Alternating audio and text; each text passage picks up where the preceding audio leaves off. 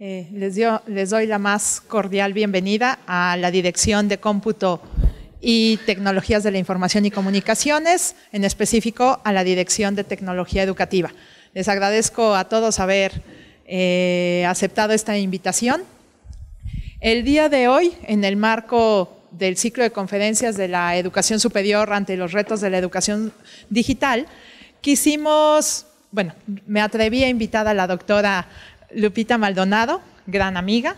Hemos colaborado en varios proyectos y la intención es que nos venga a hablar sobre el uso de las TIC, pero así como la doctora Yolanda y el doctor Emanuel Merchán, de alguna manera con una visión diferente de lo que se está haciendo en otros lados, en otras instituciones, y nosotros podamos compartir con ellos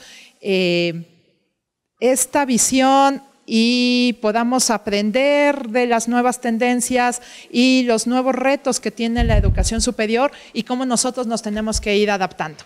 De alguna manera no ha sido fácil, porque además mover a nuestras instituciones a veces es complicado, pero yo siempre digo que la luna no se conquista de un día para el otro, siempre hay que ir avanzando poco a poquito, y la intención de estas conferencias es esa, y sobre todo también ya dejar como este paradigma de la educación no presencial y la educación presencial. Al final, esta sinergia o esta, no sé si es una simbiosis que está pasando y que ya no es tal cual los sistemas híbridos y los sistemas presenciales. Ya es esto de la multimodalidad y la educación tal cual apoyada por la tecnología. Entonces, la doctora está ahora en la Universidad Benito Juárez de Oaxaca, en la Autónoma de Oaxaca, en el Instituto de Ciencias de la Educación, es profesor investigador de tiempo completo, tiene un grandísimo currículum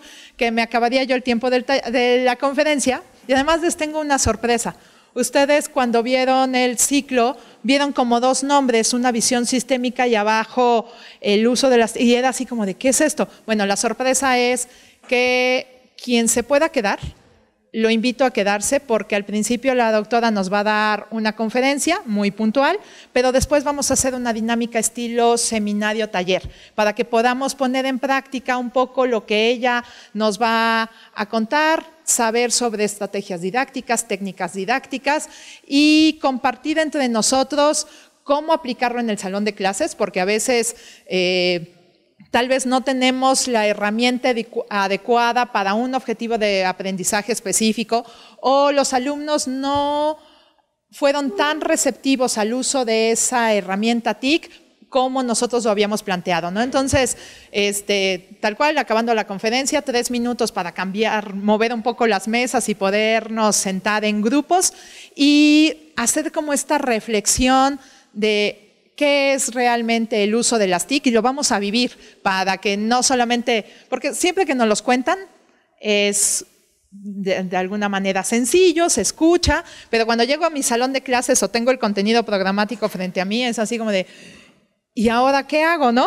¿Y cuál es la herramienta adecuada? Entonces nos va a dar muy buenos tips. Ayer estuvimos trabajando en la tarde-noche, creo que nos vamos a enriquecer todos y la intención también es que vayamos teniendo una dinámica de retroalimentación con la doctora, la aprovechemos, va a estar aquí hasta la 1, entonces la aprovechemos al máximo. Les agradezco a todos y bienvenidos. Lupita, bienvenida, muchísimas gracias por aceptar la invitación a esta tu casa, la Benemérita Universidad Autónoma de Puebla. Gracias. Muchísimas gracias, muy amables a todos. Pues les agradezco el aplauso, pero el aplauso va también del otro lado, también ustedes por darse el espacio y el tiempo, y sobre todo la riqueza que dicen que compartir tiempo es compartir vida. Espero que este momento de 2, 3 horas, más bien de 3 horas, pues sea benéfico para ambas partes, porque yo también en el proceso también aprendo. Pues vuelvo a reiterar el agradecimiento a la Benemérita Universidad Autónoma de Puebla, a la Dirección de Cómputo y Tecnologías de la Información y Comunicación, y en especial a la Directora de Tecnología Educativa, a Elsa. Quiero decirles que la conferencia la estuvimos trabajando ya desde hace tiempo con la intención de que obviamente pues fuera del interés de ustedes. Quisiera que me alzaran la mano, ¿quiénes han participado? Creo que todos, ¿verdad? Pero ¿quiénes han participado en un sinnúmero de congresos, conferencias, seminarios con relación a tecnología? Hacen la mano, por favor. Más o menos promedio, como en cuántas han participado o han escuchado. Los que alzaron la mano, como en 3. ¿Por acá? 4, muy bien. 4, muy bien. ¿Por acá? Nadie. Bueno, también. Bueno, de alguna manera qué bueno, porque eso nos va a ayudar al aprendizaje colectivo para la siguiente parte del seminario taller. La intención con esto es precisamente, la conferencia viene a ser como una especie de reflexión. En este caso, les cuento brevemente, nosotros cuando estaba yo en otra universidad, que era privada, empezaron todo esto de las tecnologías, me tocó vivirlo muy joven cuando salí de la facultad, estamos hablando por ahí de los 90, 91, y posteriormente en el 2000, cuando empezaron, yo trabajé para CONALEP, ellos empezaron con las videoconferencias a nivel de lo que era la capacitación, era todo un sistema novedoso. Posteriormente viene ya la incursión de la tecnología que nos empiezan a requerir en las universidades y bueno, pues nos damos a la tarea de repente, pues un grupo de colegas de decir, bueno, ¿y qué vamos a hacer? Nos los están exigiendo, ¿cómo le vamos a hacer? Cada quien va por su rumbo y de alguna manera, ¿cómo empezamos a escuchar las voces de los colegas para realmente generar criterios desde lo que la propia institución necesita? Entonces, esa es la intención de la conferencia, más bien hacer como, muy bienvenida maestra, para empezar a hacer como una especie de reflexión. Entonces, es desde esta conferencia, va en esa tónica, y entonces empezamos. Déjenme decirles que esa experiencia nos dejó a todos, y lo digo con todo respeto, las que empezamos con la iniciativa, no éramos de base de formación de licenciatura de educación. Yo soy ingeniero industrial, tengo la especialidad y la maestría en educación superior y tuve la oportunidad de tener una beca CONACYT y me fui a España a hacer un doctorado en educación. Y tuve el privilegio de participar en proyectos innovadores estando allá, entonces sobre tecnología. Entonces mis otras compañeras, una era de sistemas de la información y otra era comunicóloga. O sea, no teníamos nada que ver con el área aparentemente, pero estábamos haciendo la especialidad en educación superior. Entonces de ahí surge realmente la inquietud, ¿no? Y desarrollamos a partir de la investigación-acción un diplomado en tecnología educativa con la cual apoyamos la formación de colegas de más o menos de 250 docentes. Entonces fue algo muy, muy interesante. Bueno, en ese sentido, el contenido que vamos a ver hoy tiene que ver con la actividad de la educación superior, la enseñanza presencial y los docentes universitarios. En este caso, en cuanto a la educación superior, normalmente ya ven que hay diferentes modalidades, nos hablan de la presencial, nos hablan de la semipresencial y nos hablan de la de en línea. A veces se confunde la modalidad semipresencial con la mixta. Normalmente, dependiendo a quién consultemos, ¿no? Por ejemplo, la SEP normalmente también tiene otra categoría que se llama abierta, que normalmente son para los fines de semana y cosas así. Bueno, en este sentido nos están pidiendo que sea normalmente un modelo pedagógico centrado en la flexibilidad, como lo indica aquí. También nos están solicitando la incorporación de medios y recursos informáticos, así como métodos activos dentro del proceso educativo. Y un desarrollo de competencia digital. Déjenme decirles que esta universidad, a través del liderazgo de la maestra Elsa, que también me tocó colaborar con ella, pues empezamos en ese andar con un marco de referencia a nivel de competencia digital. Entonces, en este caso, la UAP es líder en ese tema. Hay todo un marco de referencia creado con profesores que participaron aquí y de otras universidades. Entonces, ¿qué pasa con todo esto? Desde la UNESCO nos están pidiendo que la competencia de aprendizaje, una competencia de aprendizaje e innovación, unas competencias en el manejo de información, medios y TIC, y también competencias para la vida personal y profesional. Entonces, si se dan cuenta, por un lado nos están pidiendo creatividad e innovación, pensamiento crítico y resolución de problemas, comunicación asertiva y colaboración. Por otra parte, el manejo adecuado de la información, conocimiento de medios, ahí es donde caemos en el campo de la educación mediática, la alfabetización en TIC, que en este caso de la alfabetización, ¿cuántos de ustedes conocen diferentes acepciones sobre alfabetización? ¿Quiénes han oído diferentes tipos de alfabetizaciones? Por ejemplo, la alfabetización informacional, la alfabetización mediática, ¿sí? También existe la alfabetización en TIC y la digital también. Entonces, todas ellas de repente nos vamos confundiendo y son términos polisémicos, un poco complejos, porque se van interactuando unos a otros. La alfabetización informacional tiene que ver con qué tanto nosotros sabemos manejar todo lo que el Internet a través de sus servicios nos da para obtener información y datos, nada más. La educación mediática tiene que ver de qué manera nos gestionamos a través de los medios, radio, prensa, televisión, ya sea en este caso sobre todo electrónica, y de manera colateral surge una disciplina que muchos no sé si han oído hablar de ella, que se llama literacidad digital, que no tiene que ver otra cosa de cómo leemos, es así como lo que es redacción y lectura, bueno, cómo leemos a través de los medios. Entonces, eso tiene que ver con literacidad digital, que a veces se confunde con otras cosas, pero realmente es eso.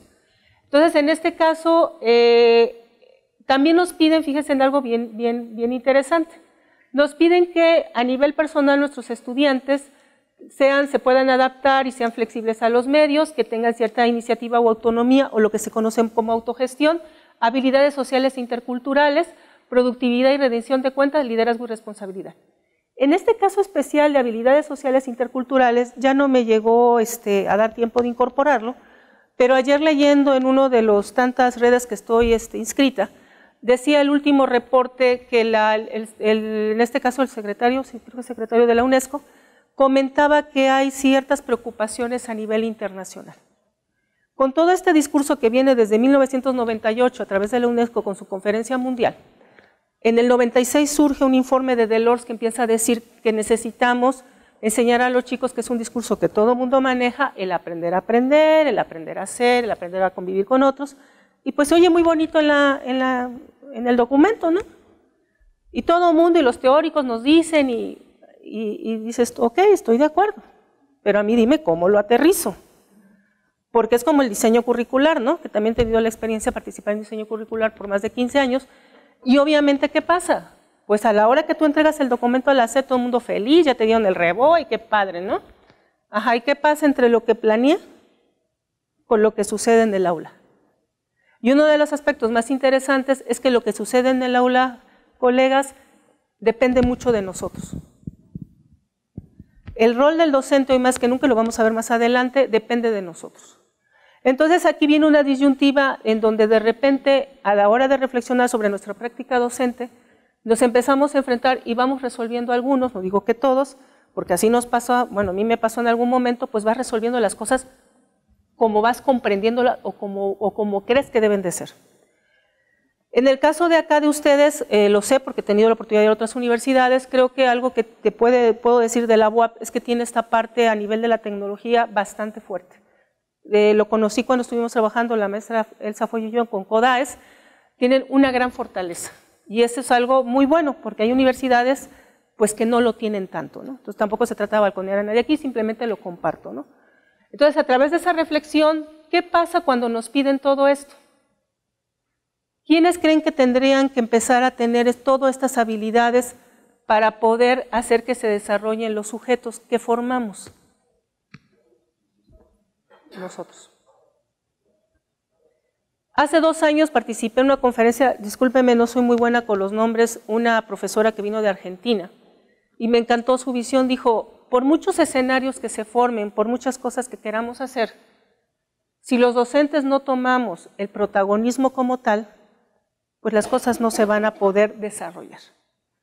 En algunos momentos, en algún momento mal confundimos cuando dijeron el aprendizaje centrado en el estudiante y de repente, bueno, pues que él vea, yo le digo qué información buscar y buscar. No. Nosotros tenemos que generar el guión, generar el escenario, elegir las butacas de cómo queremos que se distribuya, ver qué materiales, qué herramientas y todo lo que tiene que ver una puesta de obra, porque a final de cuentas, en el buen sentido y con todo respeto, es cuando entramos al aula. Hay todo un diseño que cuando te enfrentas al estudiantado es donde ya tienes que ir regulando las cosas porque te das cuenta que los antecedentes previos pues no son los que tú pensabas. De repente dices, bueno, voy a utilizar cierta herramienta y resulta que los chicos tampoco la saben usar. Y entonces quedas medio frustrado y dices, bueno, yo quería hacer esto porque era innovador, apoyándome en tecnología, pero resulta que al final no puedo hacerlo, entonces me vuelvo a ajustar casi a lo de antes. Entonces, esta es la segunda parte que vamos a trabajar porque de alguna manera me ha pasado a mí como a muchos colegas, ¿no? Y en este término de reflexión, haciendo un recorrido, pues resulta que tenemos la evolución de las tecnologías en la educación que tienen que ver, no sé si ustedes habían oído hablar del TIC, del TAC y del TEP. Tiene que ver con la primera tiene que ver con los datos y estos datos se convierten en información. Ahí estamos dentro del campo de la tecnología de la información y comunicación que nos permite cierta colaboración e interacción. Es lo que le llaman redes personales de aprendizaje. En este sentido, es aprender sobre la tecnología. Posteriormente tenemos el TAC, que es tecnología, aprendizaje, conocimiento, en donde ya empezamos a utilizar la tecnología para solucionar problemas. En este caso ya hablamos del famoso PLE, que algunos lo han de haber escuchado, que son los entornos personales de aprendizaje, y aquí es aprender con tecnología. Estas dos acepciones ven a la tecnología pensada como herramienta de apoyo. Posteriormente empezamos a entrar ya no tan solo en la información, sino el conocimiento recreador o la remezcla o el rediseño, y entonces ahí es donde caen los TAC y traen los TEP. El TEP es tecnología de empoderamiento, es decir, la democratización de producción, de participación. Y aquí son donde surgen los PLEP, que son los entornos de aprendizaje y participación. Y aquí es donde participas con tecnología, es donde la tecnología está pensada como doxa, o sea, opinión, conocimiento, que normalmente se le está atribuyendo mucho a nivel de la web 2.0, que son precisamente en algunos momentos, por ejemplo, que puedes interactuar con wikis o las redes sociales en este caso. ¿Qué pasa con esto? El conocimiento creador, bueno, esto ya son palabras mayores, ahí ya empezamos a hablar del TIP, que es tecnología e investigación, que es la creación y la publicación como compartición. Aquí ya empiezan a surgir los entornos personales de investigación y publicación, aquí ya es investigar con tecnología, y es tecnología pensada como episteme, como conocimiento innovador comprobado. Y por último, la más grande de ella, que se le llama sabiduría, que tiene que ver con tecnologías, redes neuronales y artificiales, aquí ya es el campo de la inteligencia artificial. Y son redes neuronales de aprendizaje, es saber con tecnología, aprender de la tecnología. Y en este caso es tecnología pensada como Sofía, sabiduría, conocimiento supremo. Ahora yo les pregunto, colegas, y ahora sí, como dijeron, estamos aquí entre pares, ¿dónde se ubican ustedes? ¿En qué nivel creen que se encuentran? Afuera de eso. A veces estamos todos así, maestro, déjeme decirle. Bueno, yo creo que a veces la mayoría estamos aquí. Y algunos en investigación empiezan a hacer algunos pininos, pero la mayoría creo que estamos aquí y empezando a participar en esta parte. Tuve la fortuna de participar con una colega, que en este caso es la doctora Yander García, precisamente en una investigación que también participó la maestra Follo, y cuando hablamos de identificar los recursos digitales que hacían uso los jóvenes y los profesores, era también pensando en cómo se crean los ambientes de aprendizaje. Cuando nos hablaban del famoso PLE decíamos, ¿qué es el PLE? ¿Es eso de entornos de aprendizaje personales? Pues sí. A ver, maestro, ¿usted qué herramientas ocupa de manera personal y para sus clases? ¿De qué se apoya? ¿Qué tipo de herramientas? Pido artículos. Ajá. Pido artículos. Doy una dirección electrónica para que entre. Ok. Finalmente YouTube. Ok, muy bien. Y se hace la reflexión en seminarios sobre la lectura y lo que han visto para que ahora lo apliquen a nivel práctico. Ok, muy bien. Entonces utiliza usted uno de los recursos, es YouTube. Utiliza Word. Utiliza un buscador que puede ser Google normalmente, ¿no? En este caso, ¿qué más usa usted? ¿Utiliza usted Facebook o Instagram? No, uso correo electrónico y es presencial. Ok. A nivel personal, ¿alguien más que me comparta qué tipo de usos hace, tanto personal como académico, de ciertos recursos? Uso la plataforma Blackboard. Ajá. Blackboard y de software uso GeoGebra. Ok. ¿Y qué otras cosas se apoya ya de manera personal? Por ejemplo, ¿usted tiene cuenta de Facebook? Sí. Ok. ¿Utiliza Instagram? ¿También tiene cuenta de Instagram? ¿No? ¿Pinterest? Nada. No. Nada más. Ok. Bueno, todo eso que empezamos a ver, por ejemplo, tú le preguntas a un chico y casi, bueno, grábalo, ¿no? No, pues yo tengo, estoy en Instagram, estoy en redes sociales, todo eso es lo que aquí los teóricos le van a manejar como entornos personales de aprendizaje. Cuando las instituciones tienen declarado desde su modelo modelo educativo que te dicen el resultado de hombre que tú tienes que formar, independientemente de las áreas ya llámense de las ciencias duras o de las ciencias blandas, que son las ingenierías y puede ser el área humanística, las de ciencias sociales, esto se conforma y entonces este modelo hay que pasarlo de qué manera vamos a entender desde el currículum la inserción de las tecnologías para que desde dentro de las diversas áreas las podamos utilizar y nos sirvan precisamente de apoyo. En un primer momento, pues tendremos que aprender sobre tecnología y tendremos que pasar cómo aprender con la tecnología.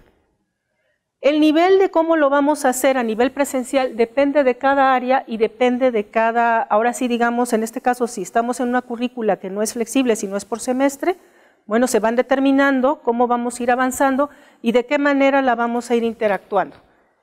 En este sentido, cuando se hacen los diagnósticos que participamos en esta investigación, nos empezamos a dar cuenta que la institución a nivel de documento decía, se fortalece con el uso de tecnología y se generan ambientes de aprendizaje institucionales acorde a las demandas.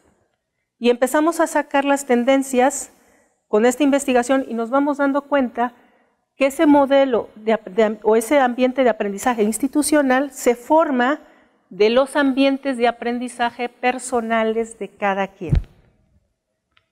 Es la suma de lo que cada quien usa. Porque obviamente me es más fácil usar lo que conozco y nada más hago una extrapolación a lo académico o tal vez lo manejo a nivel profesional y entonces lo ubico en una experiencia práctica para mis estudiantes. Entonces, cuando una institución le apuesta a un ambiente de aprendizaje institucional, hay que conocer qué manejan tanto los estudiantes como los docentes, para entonces encontrar puntos intermedios y entonces decir, la UAP, su ambiente de aprendizaje institucional es este, que lo tiene y tiene este tipo de características. Y a veces no lo sabemos. Entonces, parte de la investigación nos dio empezar a generar esa tendencia. Entonces, con esta reflexión nos vamos, yo les sugiero mucho que si pueden, suscríbanse a esta página, se llama elcaparazón.net, aunque van a tener la presentación. Dolores Rey es una mujer que siempre va mucho a la vanguardia en términos de tecnología, y ella aquí manejó una cosa muy breve, la evolución del entorno tecnosocial y de conocimiento. Entonces aquí recuperamos lo que son las TIC, en donde son las redes personales de aprendizaje que se van generando comunidades, las TAT que ya lo vimos, en donde ya empezamos a manejar los MOOC. ¿Alguien de ustedes ha cursado algún curso en MOOC? Muy bien. ¿Qué tal la experiencia?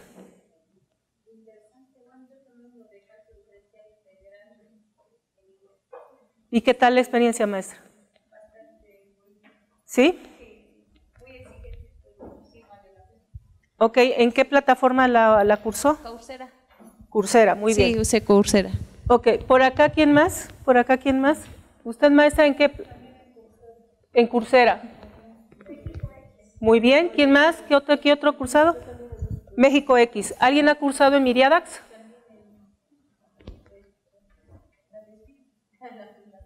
Ok. Académica, ok. Muy bien.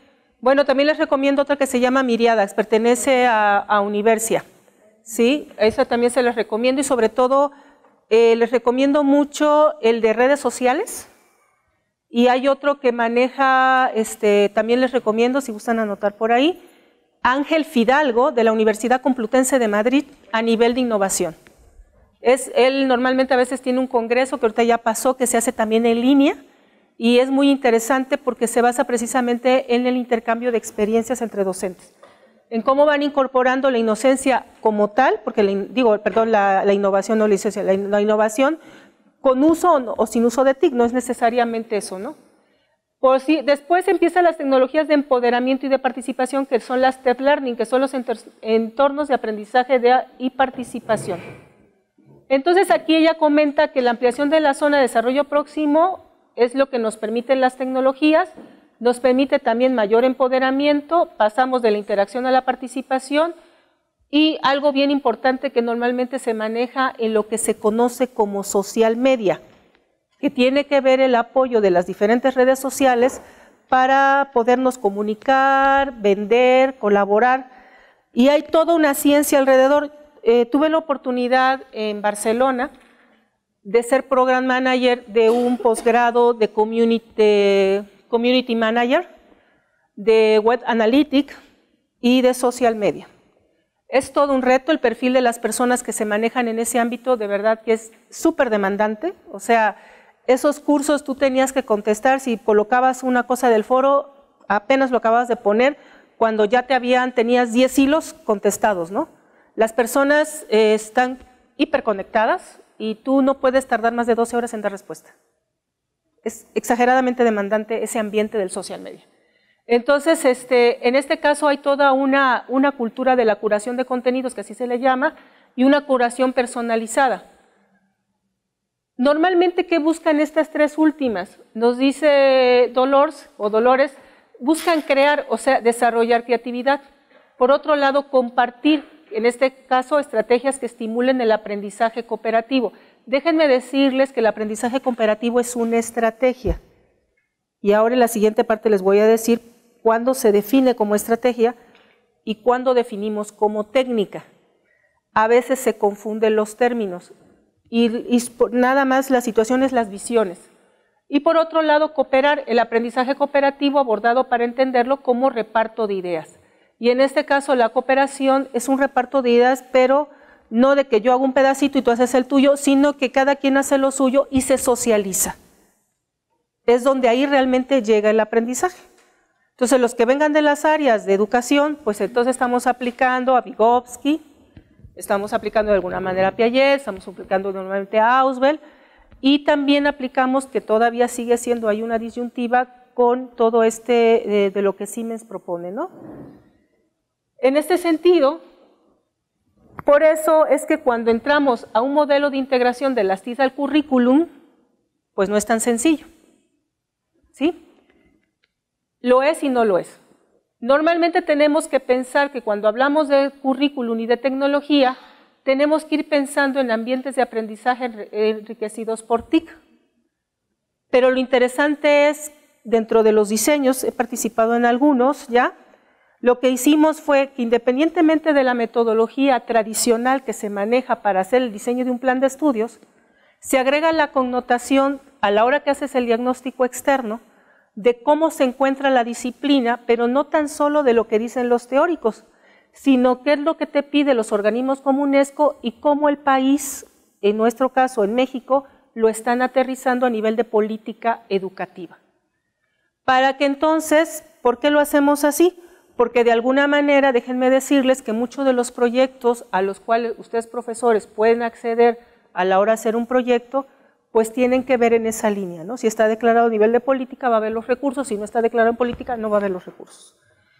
Y por otro lado es reconocer a nivel del diagnóstico interno le agregamos dos variables, precisamente la determinación del ambiente personal de aprendizaje, tanto de docentes como de estudiantes. Porque a la hora de hablar de integrar el currículum y las TICs estamos hablando de empezar a proyectar el ambiente de aprendizaje institucional, que ya existe a nivel presencial, pero de qué manera se apoya a través de la tecnología. Y entonces con esto lo principal es que esté declarado en el plan de desarrollo institucional precisamente los aspectos a nivel de liderazgo de TIC, si hay una estructura institucional que vaya a apoyar esta visión y la cultura como tal. Por ejemplo, en este caso en particular, estamos ustedes aquí de manera presencial, pero se está grabando la videoconferencia. Entonces, si alguien puede estar en este momento conectándose desde su máquina, lo puede ver y si no, lo puede consultar después. En este sentido, por otro lado, la infraestructura de tecnología. ¿Qué tenemos de hardware? ¿Cómo está la conectividad? ¿Y qué tanto hay de soporte técnico? Por otro lado, ¿qué recursos digitales contamos? ¿Cuántos son recursos web pagados o no pagados o gratuitos? Y que están informados los docentes y con qué software, sobre todo a nivel de licencias, no tan solo, por ejemplo, en el caso de las ingenierías que manejan licencias y todas las disciplinas en este momento manejan diferente tipo de licencias y esas licencias cuestan mucho. Sobre todo lo que manejan aquí las bibliotecas. Pregunto a ustedes, ¿cuántos de ustedes mandan a sus estudiantes a consultar la biblioteca digital de la universidad? Bien, los felicito, qué bueno, se paga de verdad muchísimo dinero. Ahorita en una universidad de un colega, discúlpenme si no, corríjanme, creo que esta que es que normalmente maneja CONACYT, parece ser que ya ahorita algunas ya empezaron ya a quitarse a nivel de las universidades, ya no va a haber la posibilidad de conectarse. Algunas lo están dejando de hacer porque a la hora de sacar los números, las licencias van entre 100,000 a 200,000 pesos, más o menos, anuales, y entonces es una pena que pues no se estén utilizando. Y sobre todo estamos hablando con lo que es el Servier, que pertenece a Thomson. En el caso de investigación del área de los doctorados de maestría es muy utilizado. Entonces sí es importante tener un conocimiento de todo esto. Por otro lado, los docentes de otras áreas. La estrategia pedagógica es importante, la competencia en TIC, en este caso hablaríamos de competencias digitales, y la competencia de integración. Por otro lado, la coordinación y docencia en tecnología, que eso ustedes ya la tienen aquí en la Dirección de Tecnología Educativa, que tiene que ver con la comprensión al alcance de la TIC de educación, la enseñanza TIC y los apoyos a otros docentes.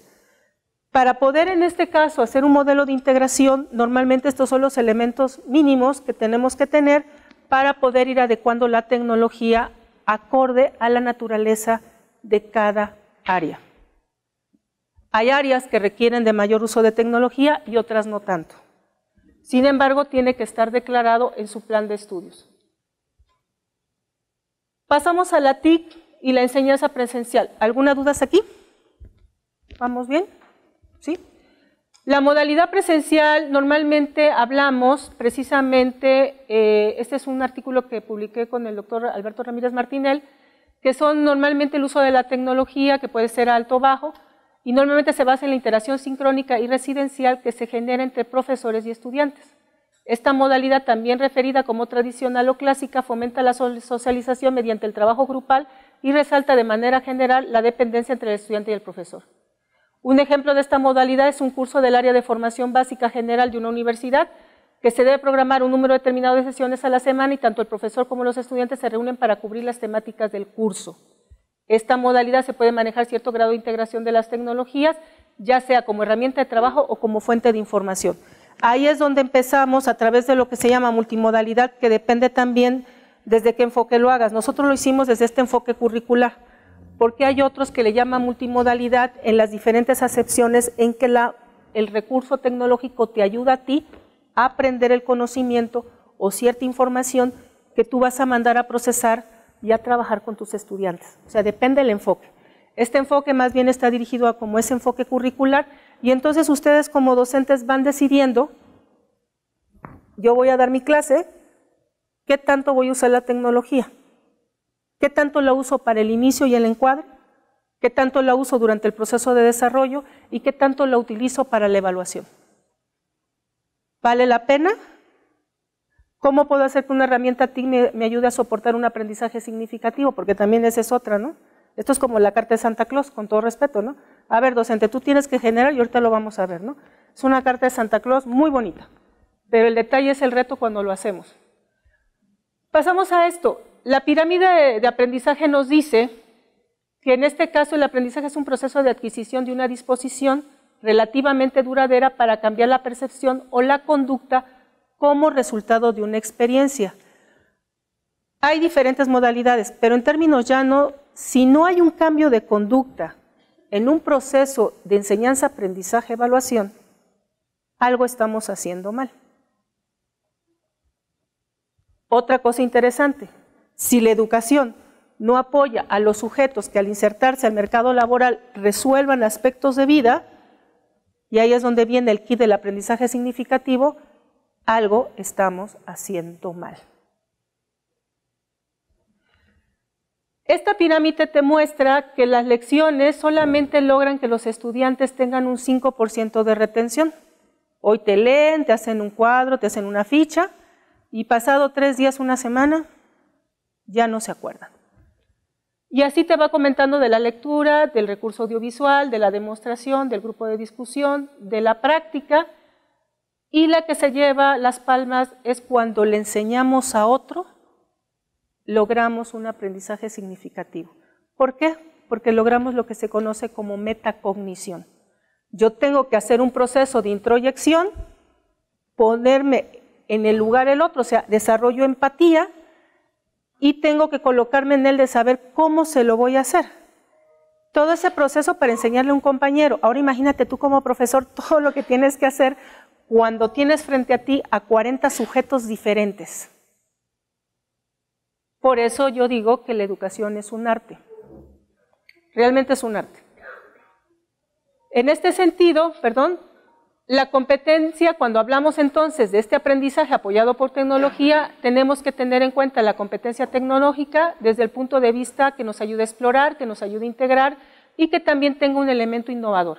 Por otra parte, la competencia pedagógica, la competencia comunicativa, la competencia de gestión y la competencia de investigación.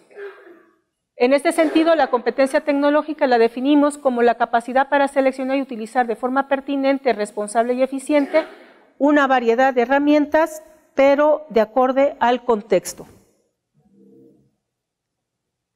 Aquí tenemos también otra visión en donde nos dicen que las herramientas tecnológicas, hablamos de plataformas LMS, de herramientas sincrónicas como aula virtual, chat, videoconferencia, etcétera, herramientas asincrónicas como foros, blogs, wikis, agendas, los contenidos que son muy importantes, cómo vamos a manejar ese contenido a nivel digital, cómo debe de ser el diseño instruccional, qué tipo de estandarización vamos a manejar en contenidos y cómo van a ser los diseños de actividades. En el caso del ámbito de la aplicación, ¿cómo lo vamos a hacer? ¿A través de e-learning, a través de una LMS o vamos a manejar un Edmodo? ¿O cómo lo vamos a hacer? Un blended learning, que es un aprendizaje mixto, un mobile learning con celulares, con tabletas, o mundos virtuales. Ahí decidimos cómo. A partir de cómo decidamos hacerlos, son las características que tendrán los contenidos y el apoyo en herramientas tecnológicas. Al igual que el seguimiento y la evaluación, que en este caso sería cómo vamos a gestionar los aprendizajes, qué vamos a llamarle calidad en este sentido, reportes y estadística y encuestas. Hace poco me tocó colaborar en la audición, no tiene ni 3 días, de un libro que está sacando una universidad del norte del país y fue muy interesante. 2 colegas se pusieron durante un año a investigar sobre las asociaciones civiles y qué tanto utilizaban la base de datos a partir de los resultados de intervenciones que hacían. ¿Cuál creen que haya sido el resultado? ¿Ustedes creen que realmente esas asociaciones civiles hacían uso de datos? No. La sorpresa en ese caso en particular de esas asociaciones, no lo podemos generalizar, surgen como iniciativas por alguna situación de crisis, por alguna situación social sentida en donde tú te notas cercano a la situación y generas una asociación civil. Pero sin embargo esas asociaciones civiles van viviendo el día a día de las que estudió este colega y resulta que no llegan a tener en cuenta algunos marcos a menos de que pidan recursos y tampoco hacen un análisis de la base de datos. ¿Cuántos años tienen dando docencia aquí? Promedio. 5, 25, ya se me hacía raro, 25. ¿Quién más? 6. Bueno, tenemos, no sé, ¿les gusta 3, 4 siglos aquí entre experiencia profesional? Más o menos. Y por área, lo suyo. Yo les hago la pregunta. ¿Alguna vez ustedes docentes han documentado su información que es muy rica?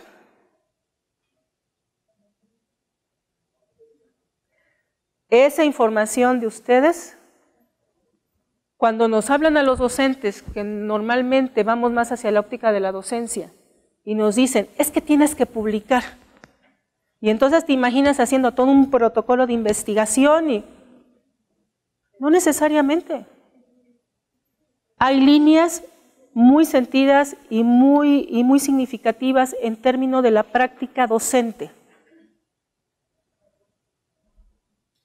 Hay toda una teoría en términos de formación de docentes que si nosotros hiciéramos nuestra propia tarea a nivel de las academias y empezáramos a analizar nuestra información, tendríamos mucho más asertividad de pedir qué es lo que necesitamos en cada área.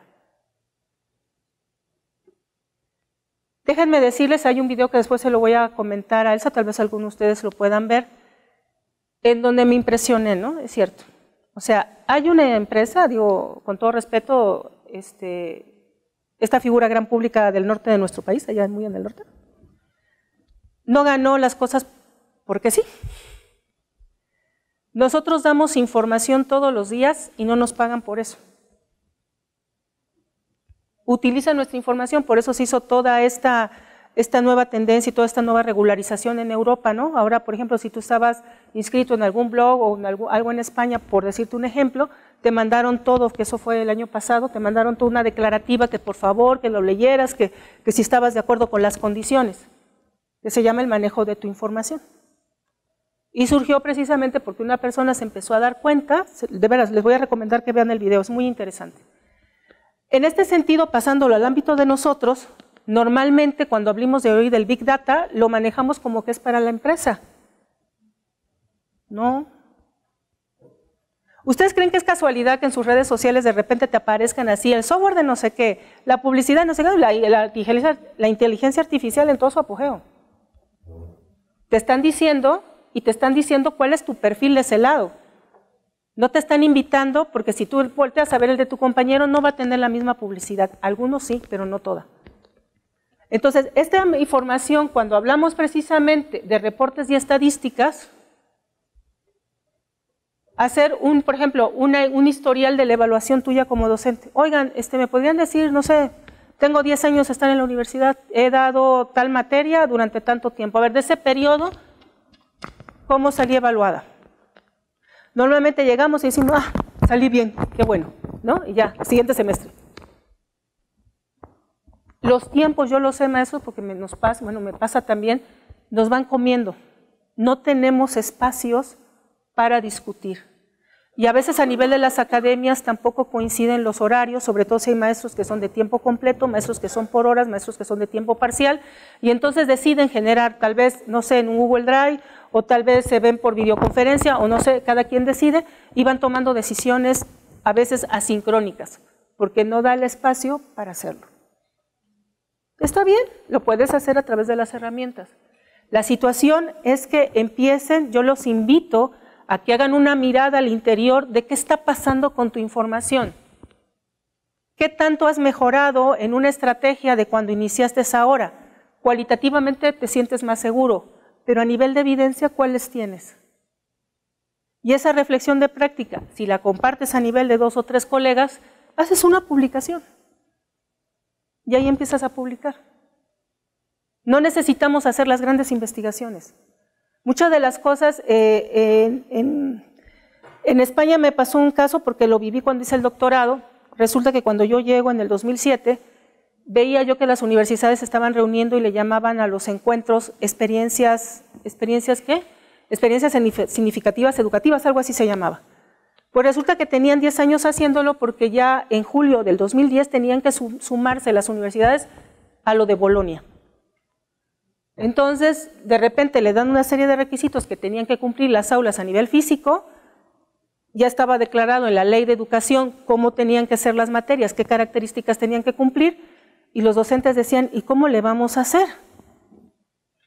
Entonces empezaron a traer personas de la Unión Europea que capacitó un grupo de profesores y esos a su vez empezaron a compartir experiencias con otros. Entonces decidieron en una universidad, precisamente de las ciencias duras, a decir, oiga, ¿cómo le vamos a hacer? Y se empezaron a reunir.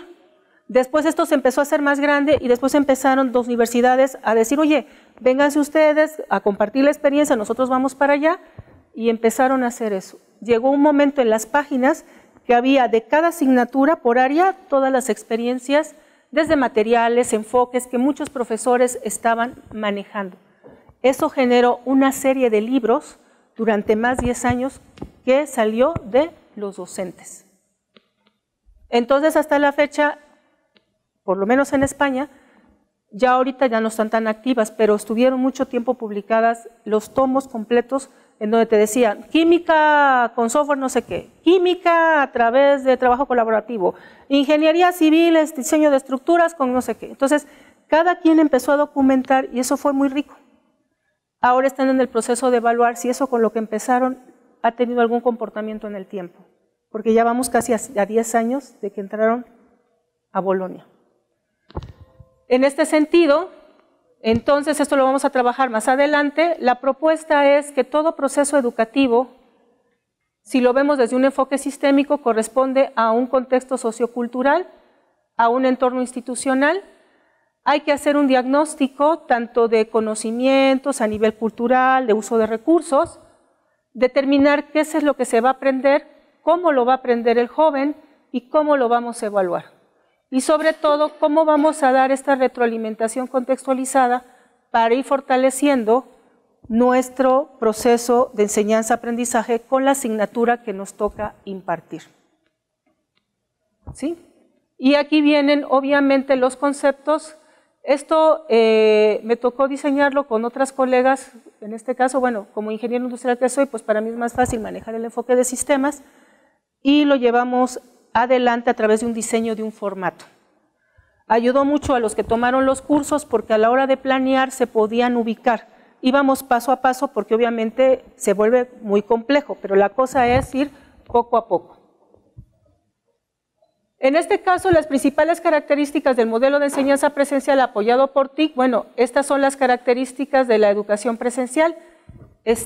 ¿Alguien por aquí alcanza a leer? Si me puede leer algunas, maestra, por favor.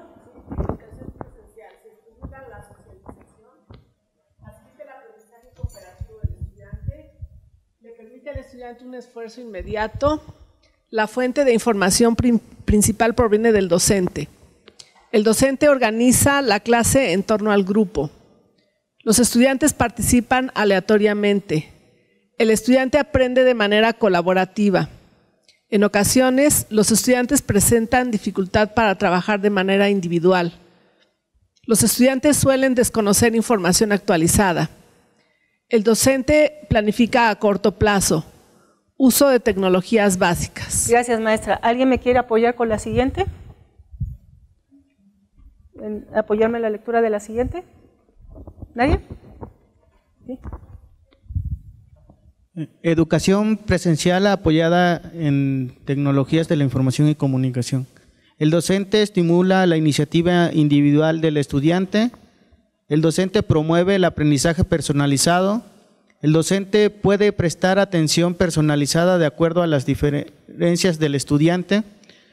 El docente no es la única fuente de información, orienta sobre las fuentes de información pertinentes. Se identifica la participación de cada estudiante.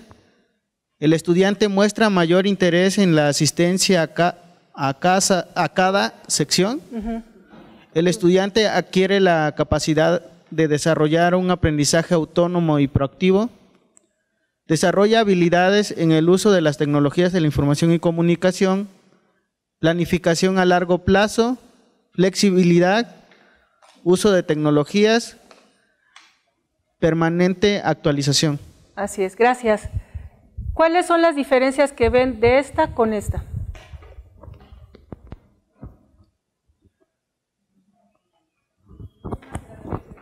¿Perdón? Más centrado al estudiante. ¿Qué más? Más autónoma. Así es. También la presencial la puede ser y mucho, porque en ese momento alguien tiene una duda y se la quitas. Pero ¿qué pasa cuando en algún momento determinado, aquí estoy hablando de presencial apoyada en TIC, sí la puedes hacer mucho más creativa y participativa. La situación es lo que se llama el diseño del guión. Voy a poner qué es lo importante para mí que yo tengo que enseñar a nivel presencial y qué es la parte donde yo me voy a apoyar en tecnología para que me sirva de refuerzo o me sirva para afianzar el conocimiento. Ustedes, docentes, son los que deciden, porque los expertos en el tema y los que dominan los temas son ustedes. Las tecnologías de la información y de la comunicación, con todo respeto, son cacharros, son herramientas. Se supone que te vienen a hacer la vida más amable, se supone. Y lo que nos han hecho en los últimos, ¿qué les gusta? 20 años es generarnos estrés. Pues entonces ahora vamos a darle la vuelta al enfoque y vamos a ocuparlo como los aliados que son. Y en la segunda parte lo vamos a ver. Hay una parte muy importante, por eso cuando inicié la conferencia les dije, la UNESCO pide todo esto para el estudiante. Ajá, ¿y qué pasa para los que lo tienen que desarrollar, que somos nosotros? ¿Qué pasa con eso? Y entonces caemos en el ámbito de la reflexión de la práctica docente y por lo tanto caemos en el campo de la formación docente. Entonces, esto es como todo. A veces las iniciativas se toman dentro del mismo colegiado. Y tenemos que, ahora sí como dicen, tenemos que saber qué vamos a pedir para que las áreas nos puedan apoyar. Porque si no sabemos qué necesitamos, pues no sabemos cómo pedirlo. Y por lo tanto, pues la institución nos va a dar lo que considera que nos tiene que apoyar. Y sí, hay parámetros que son muy generales a nivel básico de tecnología, pero hay otros que ya son muy particulares de cada área. En este sentido, pues empezamos a hablar de educación y TIC, por ejemplo, la educación presencial y la educación presencial apoyadas por TIC a nivel de la interacción del estudiante, a nivel de la interacción de la institución educativa, a nivel de la interacción del docente y a nivel del modelo de aprendizaje y forma de métodos. En este sentido, cada una va a tener cierta particularidad. ¿Qué pasa con la presencial apoyada en tecnología? Que podemos empezar a manejar y apoyar lo que se llama autogestión, lo que se llama ser más proactivo a los estudiantes, lo que se llama empezar a generar aspectos de creatividad e innovación.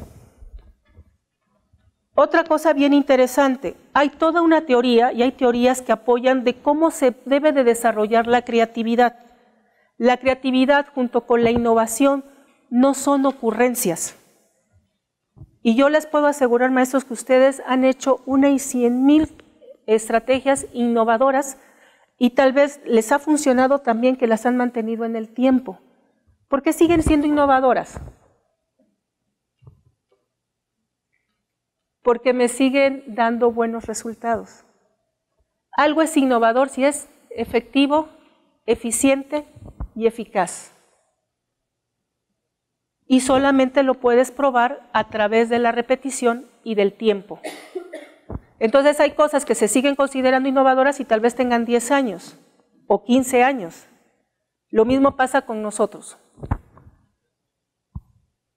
Ahora pasamos a esta parte bonita de los TID y los docentes universitarios. En este caso, el profesor de una universidad con un modelo educativo basado en enseñanza presencial debe resolver al menos 2 situaciones antes de cambiar del rol tradicional a uno virtual. Por un lado, se debe plantear la posibilidad de conformar un equipo de trabajo que permita la elaboración y curación de contenido digital y por otro, el seguimiento de estudiantes. Esto es cuando nos pasamos a la modalidad totalmente virtual. Pero en este caso podemos empezar a trabajar, cuando ocupamos a las TIC a nivel de apoyo a lo presencial, en empezar a elegir recursos que no nos cuestan. Primero, saber qué te ofrece la misma institución, porque la institución tiene ya hasta detectado, aquí Elsa, platicábamos ayer, ya tienen aquí en tecnología educativa varios recursos, herramientas y para qué sirven, y en algún momento determinado tú puedes ver si algo de lo que está ahí te sirve a ti, y si no, en un momento determinado, bueno, pues pides apoyo para que se haga. Porque esta situación ya netamente es para cursos totalmente en línea. Y en este momento no es nuestra parte o nuestro objeto simplemente era como una reflexión. ¿Cuáles son las principales funciones que debemos realizar los docentes hoy en día? Nos piden diferentes organismos, más o menos. Este es como un compendio entre lo que te dice UNESCO, Banco Mundial, ANUYES, todos los que tú quieras. Por un lado es preparar clases, ¿no? Buscar y preparar materiales para alumnos, aprovechar todos los lenguajes. Motivar al alumnado, docencia centrada en el estudiante, considerando la diversidad. Ese es uno de los retos que el secretario de la UNESCO decía ahora en su último reporte que leí ayer. Una de las cosas que se están enfrentando algunas de muchas universidades a nivel internacional es cómo van a empezar, hay mucha migración en más universidades que en otras. ¿Cómo hago que un sujeto que viene de una cultura con una visión diferente y nos pasa en el país, y no necesitamos que vengan de fuera, en nuestro propio país nos pasa?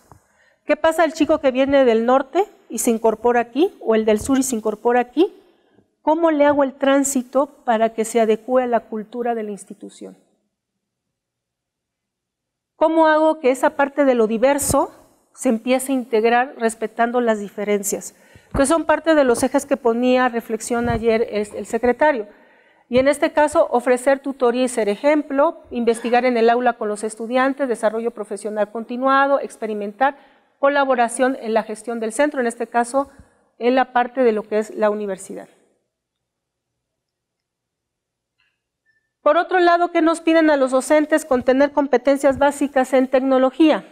Pues que tengamos una actitud positiva, que tengamos usos de las tecnologías, pero dentro del ámbito educativo, el uso de las tecnologías en el campo de su área de conocimiento, utilizar con destreza, imagínense, con destreza las TIC en sus actividades, desde editor de textos, correo electrónico, navegación por internet, adquirir el hábito de planificar el currículum integrando las TIC, que fue lo que les platiqué antes, como medio instrumental en el marco de actividades propias de su área de conocimiento, como medio didáctico, como mediador para el desarrollo cognitivo.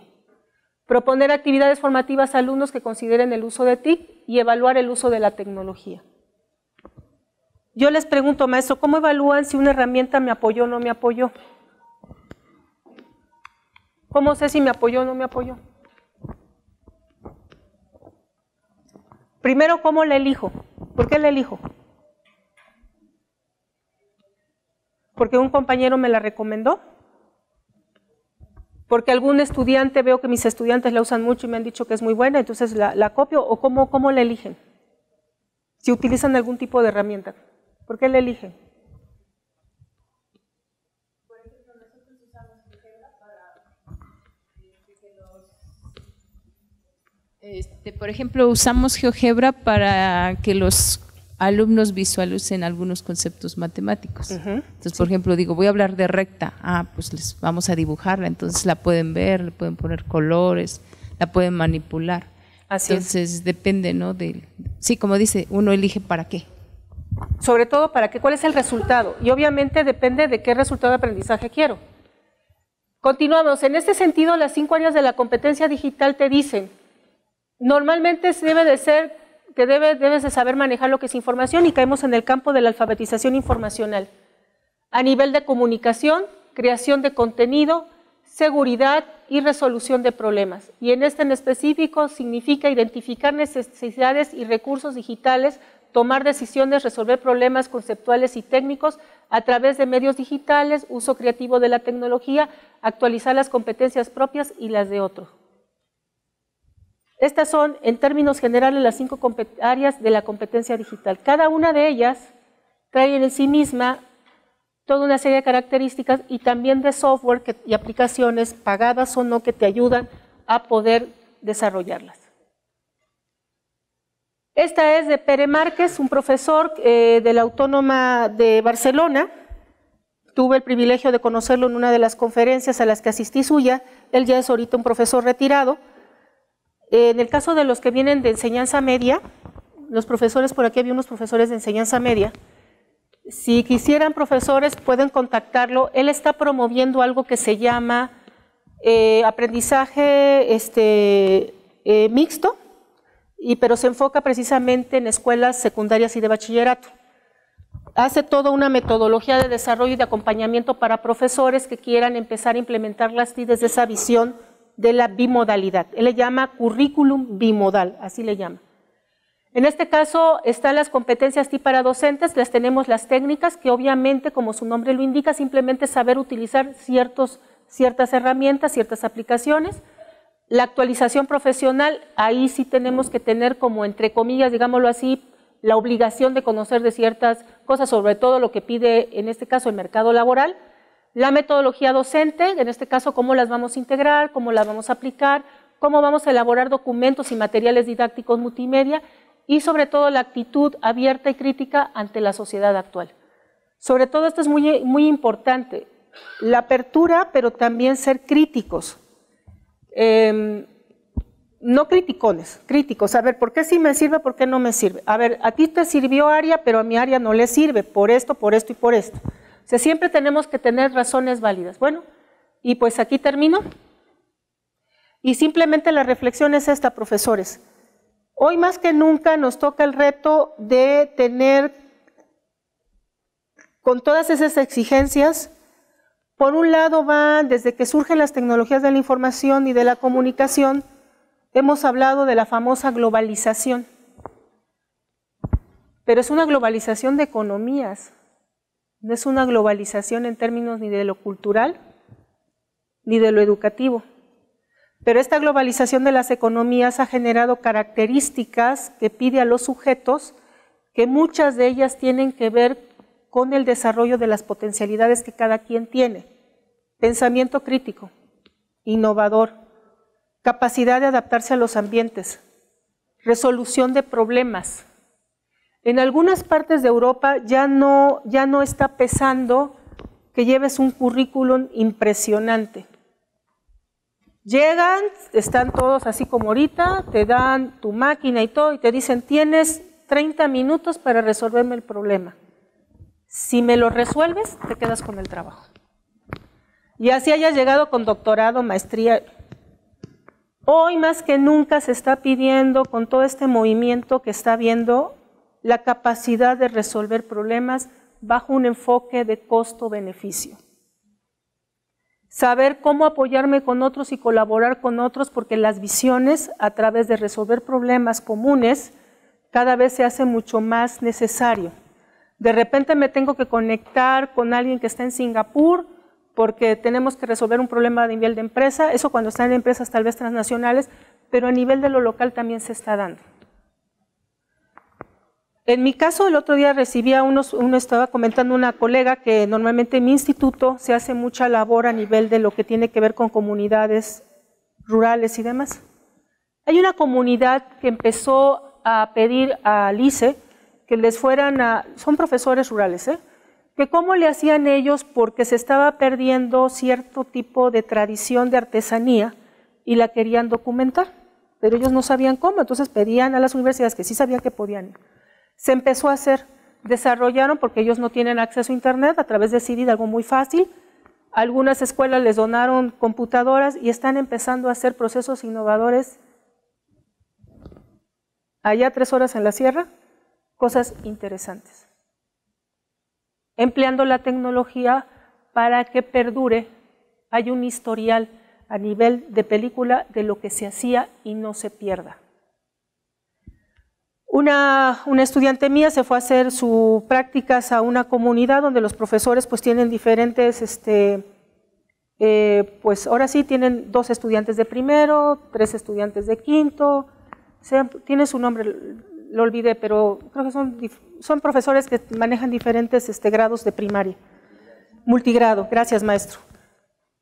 Llega ella y empieza a observar y se da cuenta que están haciendo procesos innovadores.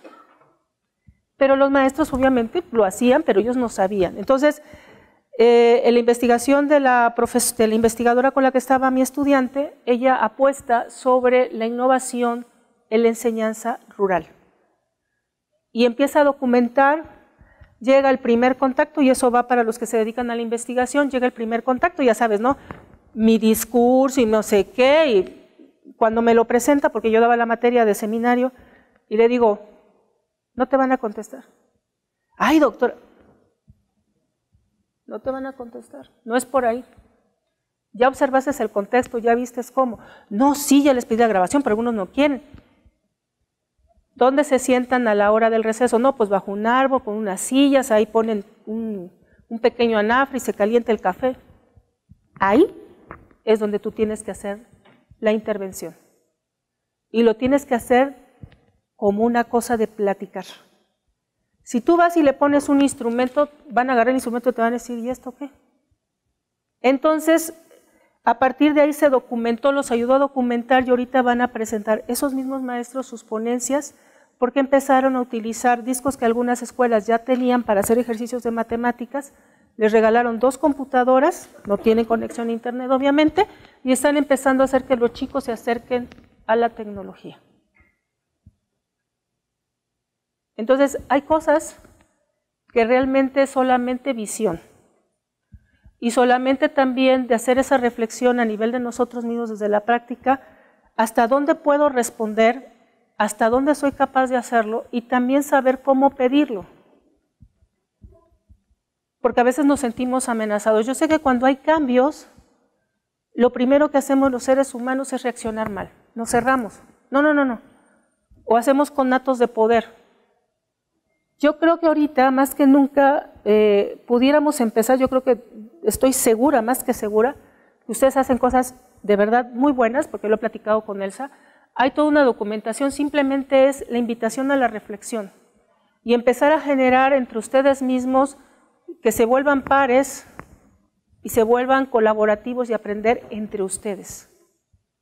Que los que vengan de fuera vengan a compartir alguna visión y que llegue el momento en que ustedes sean los que digan, nosotros queremos que vengan a decirnos A, B, C, D, E.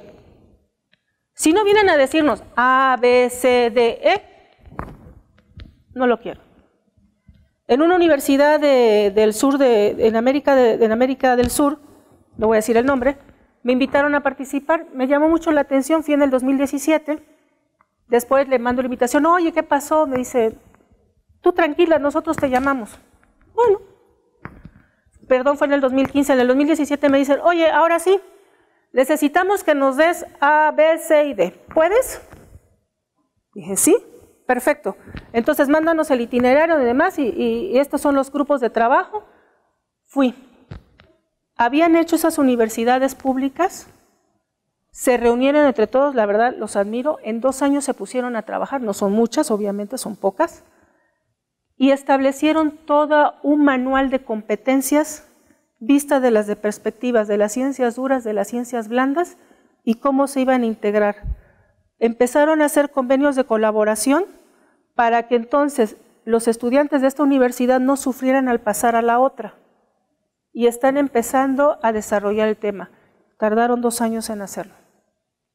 ¿Cómo lo antecedieron? Con conferencias. Ellos decían lo que necesitaban. ¿Pero qué hicieron primero? Todo un diagnóstico situacional para saber qué necesitaban. Entonces yo los invito en ese sentido, en que hagan su propio diagnóstico, lo hagan en colaboración en sus programas, empiecen a generar porque la información de verdad ya la tienen y tienen cosas muy ricas y muy innovadoras. Entonces, más que nada la conferencia ha sido desde ese ámbito, ¿no? Yo creo que para saber sobre todo lo que hay de tendencias, hay muchos informes y déjenme decirles por qué les vengo a presentar lo presencial con apoyo en TIC. Desde 2010, Cabero con Llorén hicieron una investigación a nivel de todas las universidades andaluzas y fue lo que resultó. En un informe que se da cada año a nivel internacional, sacaron que los últimos estudios, de acuerdo a las metas 2030 que te está pidiendo el OEI, que va acompañado de la UNESCO, no se están llegando. Primero al 2020, lo pasaron 10 años después. No se está cumpliendo. La tecnología no ha sido aprendida en las universidades desde los enfoques que se requieren. ¿Cuál ha sido la realidad? Que ha faltado formación a los docentes. Y no porque los docentes no quieran, sino que entre lo que te va pidiendo la exigencia de la política pública a nivel internacional, nacional y que le pega a las universidades, no ha habido la manera de integrar todo. Pero yo creo que sí se puede, simplemente es ponerlo en blanco y negro desde lo que tenemos para poder incidir en las posibilidades de lo que podemos lograr. Pues espero que la conferencia les haya gustado, va desde esa reflexión y pues ahorita pasaremos a la siguiente parte en donde vamos a recuperar la experiencia de cada uno para ver cómo han ido integrando estas tecnologías y dejarles en esta par de horas una propuesta que a mí me encantaría que para lo que hemos programado Elsa, para la siguiente sesión, me vayan diciendo cómo le van a hacer. Yo les vengo a poner la invitación de una mesa y lo interesante es que ustedes digan si van a cambiar el mantel, le van a cambiar el color a la vajilla, eso es lo importante. Simplemente esta es una propuesta. ¿Okay? Muchas gracias.